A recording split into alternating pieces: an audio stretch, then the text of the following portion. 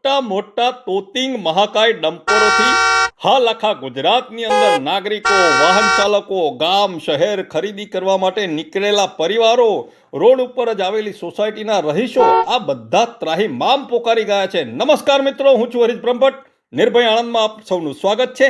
રોજે રોજ છાપાઓમાં, ટીવીમાં, મોબાઈલમાં ન્યૂઝ ચમકે છે કે આજે ડમ્પરે ટક્કર મારી, સ્કૂટરનું પંચર ઘાણ કાઢી નાખ્યું, પરિવાર કચડાઈ ગયો, ટ્રાફિક જામ થઈ ગયો. આ બધું જોવા છતાં, વાંચવા છતાં આપણી સરકાર અને સરકારી અધિકારીઓ આ મારકણા સાઢ સમાન ડમ્પરોને કોઈ નિર્ણય કેમ નથી લેતા? લાખો કરોડો રૂપિયાના ખર્ચે જે રોડ રસ્તા બનાવવા માટે ઉપયોગમાં લેવાય છે તે જ ડમ્પરો આ રોડનો કચ્ચર ઘાણ વાળી દે છે.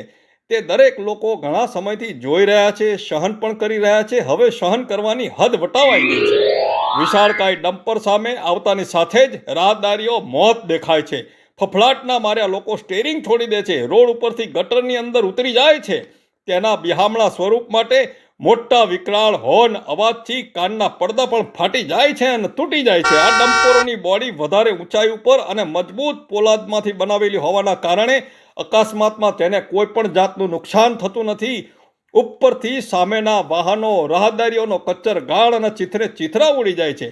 તે સમયે તેનો ડ્રાઈવર રસ્તા વચ્ચોવચ્ચ તેને મૂકી દઈ નિરાધાર છોડી દઈને કૂદી પડે છે અને પોતાના વગદાર માલિકને ફોનથી જ આવા ગંભીર અકસ્માતને એક્સિડન્ટમાં ખપાવી કેસને રફે દફે કરી નાખે છે. લોકમુખે તો એવું પણ ચર્ચાય છે કે આ મારકણા મહાકાય ડમ્પરોના માલિક વગદાર અને નેતાના નજીકના હોય છે.